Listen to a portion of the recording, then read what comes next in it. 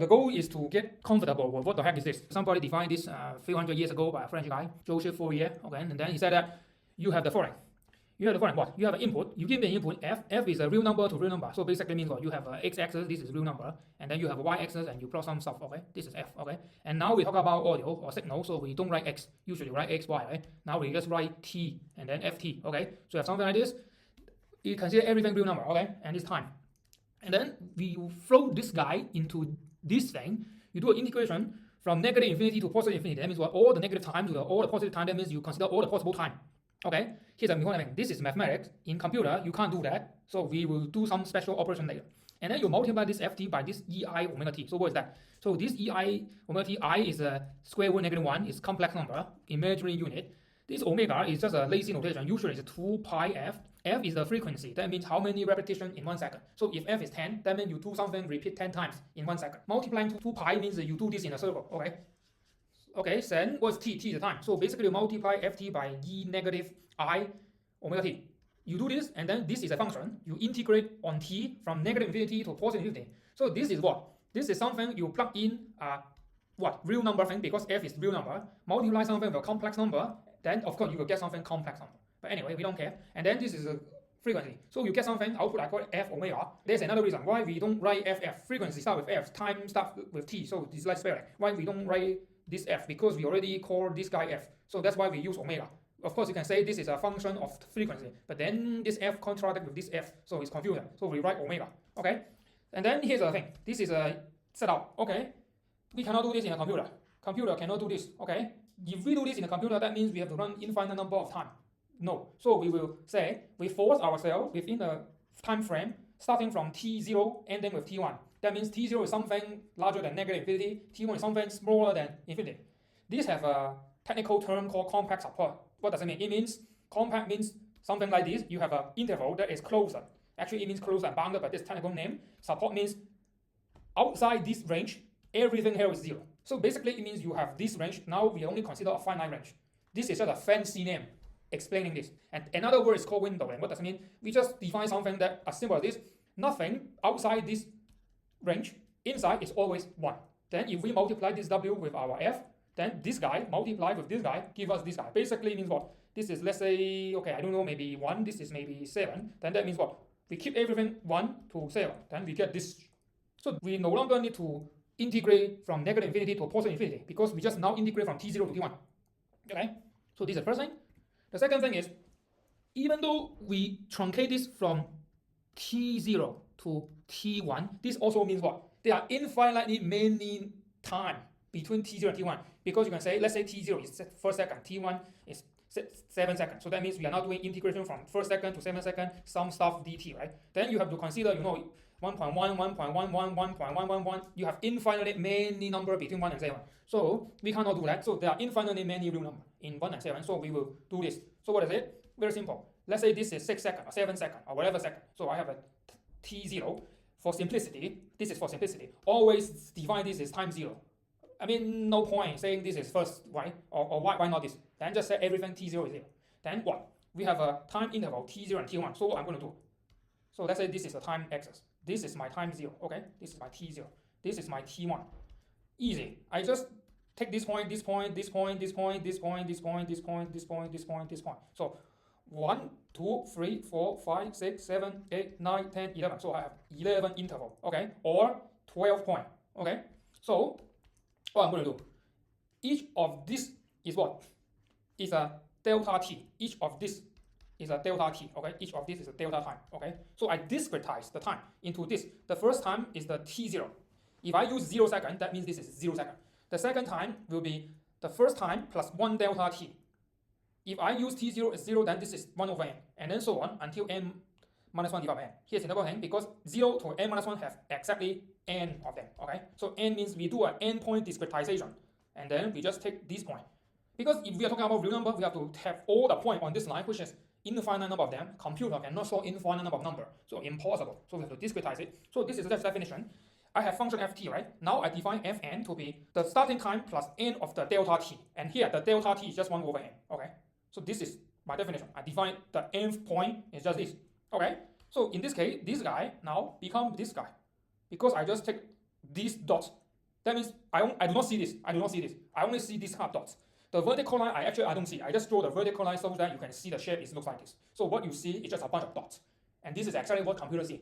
Computer just see a bunch of dots. Okay, they never see the whole thing. And if you know, let's say video game or computer game, if you zoom in this infinite many times, you see something like this. Because you can never draw this in a computer. Even if this looks like smooth, if you zoom it bigger, you have this pixel. Okay, so computer always that.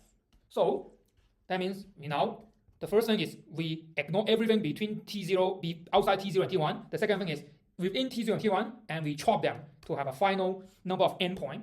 Then this is the full picture. This is the original Fourier transform invented by the French guy a few hundred years ago. Now we say, okay, we do not want to do negative infinity and positive infinity. We restrict ourselves to a finite number of time. And then from T0 to T1, we have infinite number of time. So we discretize. So now this symbol becomes summation. We have n point, so starting from 0 to n minus 1. And then we have this. Okay, and as I said, n means this T0 plus 1 n time divided by n. Okay, this is the notation. So basically here, I'm saying n is what? Is the T0 plus n of the delta t. And delta t is just 1 over n. Okay, so this is the meaning. Okay, so now what is this small n? This small n is not index. This is discrete time. So I change from continuous time t to discrete time small n. And here's the thing. If you look carefully, what is this? As I told you, this omega is 2 pi f. What is f? F is frequency. It's also what? A real number, also continuous. You can have 1 Hz, 1.1 Hz, 1.1 Hz. Now you see, I will also have to discretize this. Now I discretize this to k. So this is 2 pi f. Now I do 2 pi k. It's the same thing. So I have a frequency from 0 Hz to let's say 100. Then now I also do the same thing. I chop everything into delta f. So this is now in k. Okay, 2k, 3k, 4k. Okay. So now I replace the small f by small k. Now I have this. So this n is index 0, 1, 2, 3, 4, 5. Okay. This k is also index 0, 1, 2, 3, 4, 5. Okay. So this whole thing is called discrete Fourier transform. And since W, by definition, everything within the window is 1, so I don't need to write that. It's just 1. Then I just ignore that. Now I have this. So this is how you get this thing. This is called discrete Fourier transform. Do not mix up with discrete time Fourier transform. Discrete time Fourier transform means this k is f, is continuous. But now we also discretize the frequency. Okay? So this thing is called DFT. So that means what we are going to have something is fn, and then you do this stuff in a computer, it will give you this fk. So we have a sequence fn. What's fn? This is what? This is you have some audio, and then you take final point. You get something like this. In computer, they see this. They can never see this. They see this. Okay? Then what? You have that. For each time point, you multiply them with this funny number, and then you sum all of them. It gives you the frequency, discrete frequency at the kth hertz. Okay, let's say it's hertz. So this is the meaning. All the symbols here are exactly the same as slide 1. But now, this is no longer continuous. Everything is discrete. So I have changed the t to n. The frequency now is omega to k, or the small f. Okay, this is discrete. This is the integration previously we have, but now not from negative infinity, but from 0 to n minus 1. This is discretization over n point. This is the complex thing, and now the 2 pi f is 2 pi k. Okay? And then this fk is a complex number, because come on, we have complex number, right? So, and here's the funny thing, this is summation of bunch of stuff, so this thing is one number, a complex scalar, not a vector. Okay? And then here's the vector form. Give you an example. Suppose I have a vector x, I have 1, 3, 9. Okay, and then I have vector v. 2, negative 2, 6. Okay, then this is just a year 1 math. So x, n, v, n, it will be what? N is 1, 2, 3, let's say. Then it will be what? 1 times 2, so we do 1 times 2 plus what? The second guy, 3 times negative 2. And then, yeah, 9, 6, right? And here's the main point. Don't want to write this too clumsy. Why don't I just write dot product? So I will stack all the fn number into this form. And okay, if this is my notation, this should be n, not n minus 1. This is something that is important. It depends on whether or not your index start with 0 or start with 1. Always remember this has n point. So if you start with 1, then you end with the n. If you start with 0, then you end with n minus 1. Okay? So this is my f, which is this, which is what? Is exactly this thing. Okay? This is my f.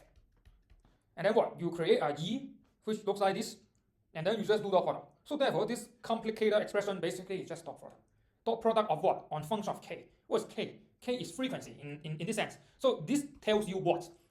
If you remember what's dot product. Dot product of x and v is what? Absolute value x, absolute value v, cosine theta between the angle between these two guys, right? Okay. So if I have a vector like this, I have a vector like this is the theta, right? So this tells you how big is x, this tells you how big is v, but let's assume they are both unique length, that means it's 1, 1. Then basically this angle tells you how similar they are, right? If the angle is 90 degree, you know cosine 90 degree is 0, then you have 0. If this guy is 0 angle, then you have cosine 0 is 1. So this is something like how similar they look like each other, right? So therefore, what is this? This means how similar is f looks like this ek thing. Then what does it mean? How similar is f to frequency 1 in the discrete sense? What is this? How similar is f to frequency 4? What is this? How similar is f to an arbitrary frequency k?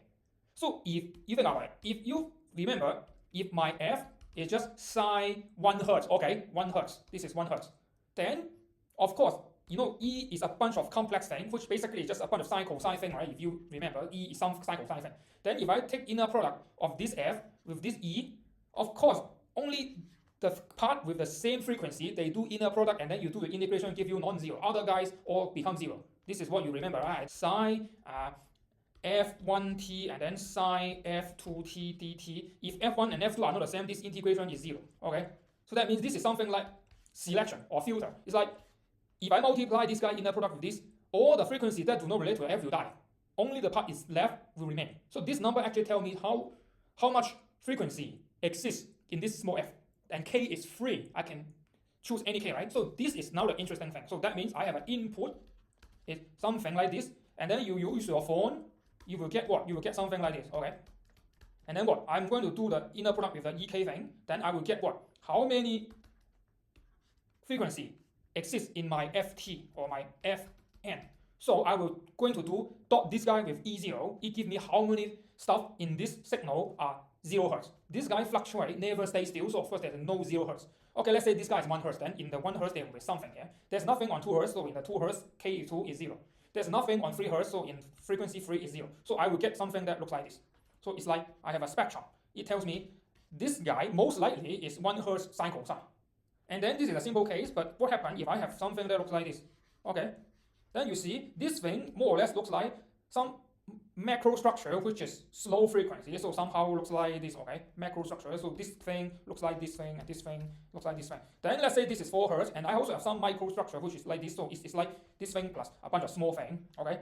And this small thing, the frequency is higher because the peak to peak distance is smaller, so maybe this is 42 hertz. Then I just need to multiply this guy with all the EK. Then it should tell me at 4 hertz there's something, and 42 there's also something, right? So this means what?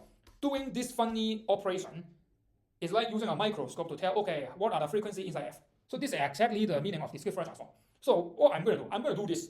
I have an f. For a particular k, it gives me the frequency content of f inside this k. Why just do one number? Why not do a bunch of numbers? And this k1, k2, k3 up to km is just a bunch of numbers. There's no point not starting with 0, right? So I'm going to start with frequency 0. That means no fluctuation. And then delta f, that means I'm going to again chop my frequency spectrum. Like I chop time. I chop time by doing this. Now in the frequency or omega, I'm going to do the same thing. So each of this is a delta f. Okay, then the starting point is 0. Then this is k0, this is k1, this is k2, and so on. And I have m of them. Like time, I have n of them. So n and m. f0, it means f inner product with E0. That means how many constant signal are inside the small f. If my f is always like this, that means there's no constant part, then this number should be 0, right? And what is this? Means how many 10 hertz stuff are inside f. If this number is a big number, that means the 10 hertz component inside this is very big. If this number is very small, that means almost nothing inside here are 10 hertz. So I just need a bunch of this number. It tells me how many frequencies are there. Then now I have this full thing.